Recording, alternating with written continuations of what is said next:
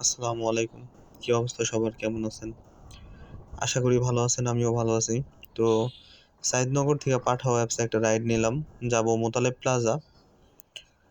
সাইদনগর থেকে রাস্তা প্রচুর পরিমাণ বাজে ছিল, সেটা তো আপনারা জানেনই। এবং যাবো হলো মোতালেব প্লাজা, যাচ্ছি হলো গুলশান ১ হয়ে যাওয়ার চেষ্টা করব। কারণ যদি আমি গুলশানে ১ হয়ে যাই তাহলে আমার রাস্তাতে জ্যাম কম পড়বে। আমি যদি বাড্ডা হয়ে যাই তাহলে প্রচুর পরিমাণ জ্যাম থাকবে। এই যে আমি বাড্ডার নতুন বাজারের ইউটার্নটা ক্রস করতেছি। এখন মানারো ৩ ভার্সিটি হয়ে ঢুকবো। এই যে দেখেন অটোরিকশা কি বাজে অবস্থা, হ্যাঁ? মানে আমি ইউটার্ন নিচ্ছি, সিগন্যাল দিচ্ছি এরকম কোনো কিছু না। তো সবাই যখন বাইক রাইড করবেন অটোরিকশা থেকে একটু সাবধানে থাকার চেষ্টা করবেন। এবং মোটামুটি দুপুর টাইম বিকাল টাইম রাস্তা মোটামুটি অনেক ভালোই ফাঁকা ছিল। এবং হাতিরঝিল হয়ে ঢুকবো। যদি হাতিরঝিল হয়ে ঢুকি তাহলে আমি শর্টকাট বের হইতে পারবো। এবং গুলশান ১-এ সিগন্যাল পার হচ্ছি। বেশি সময় পাই নাই, কারণ গাড়ির চাপ মোটামুটি কমই ছিল। যার কারণে অনেক তাড়াতাড়ি গুলশান ১-এর সিগন্যাল পার হয়ে গেছি। এই যে দেখেন ভদ্রলোকের হেলমেট নাই। এই যে এই আইনগুলা আসলে আমাদের মানা উচিত। আর বর্তমানে সার্জেন্টরা কিছু ভুল আছে। হয়তোবা আমাদের রাইডার যারা আছি তাদের প্রচুর পরিমাণ ধরতেছে সার্জেন্টরা।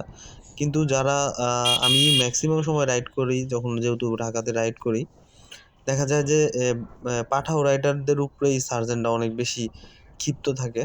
এবং এর কারণও হয়তোবা কিছু কিছু কারণ আছে, কারণ পাঠাও রাইডাররা আসলে অনেক বেশি রাফ গাড়ি চালায়। তারপরেও আমার কিছু সমস্যা আছে। প্রত্যেকটা স্যারদের বলবো যে এগুলা একটু দেখার জন্য। তো চলে আসলাম। এই যে দেখেন রাস্তায় কি পরিমাণ জ্যাম। রাস্তার মাঝখানে সবগুলা গাড়ি রাখছে। এই যে এই গাড়িটা আবার কি করলো ভাই দেখেন। এটা কোনো হইল? মানে ওনার কি উচিত হয়েছে ভাই এটা করা বলেন? উনি এইভাবে আসলে করতে পারে না। আমরা হলো মেইন রাস্তায় উনি হুট করে গাড়ি টান এই দিছে, কোনো উল্টাকে সিগন্যাল ওইদিক নাই। দেন। এই যে দেখেন আরেকজন ইয়া পুরা উল্টা রাস্তা আসতেছে সিএনজি। আমাদের ওই পাশে কিন্তু রাস্তা পুরাটাই ফাঁকা, তারপরেও উল্টা আসবে। আসলে আমাদের যাদের সমস্যা উল্টা আসা তারা উল্টা আসবেই।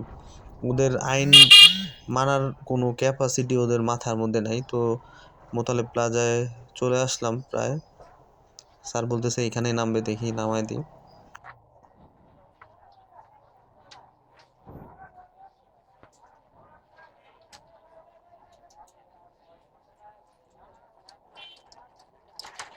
154 টাকা। না না না না, চলে গেছে। ওনার ডিসকাউন্ট ছিল যার কারণে 154 টাকা ভাড়া আসছে। পাঠাও অনেক বেশি ডিসকাউন্ট দিচ্ছে এখন।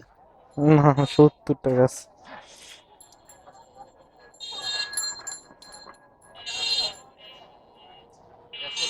হুম। হ্যাঁ হ্যাঁ, ঠিক আছে।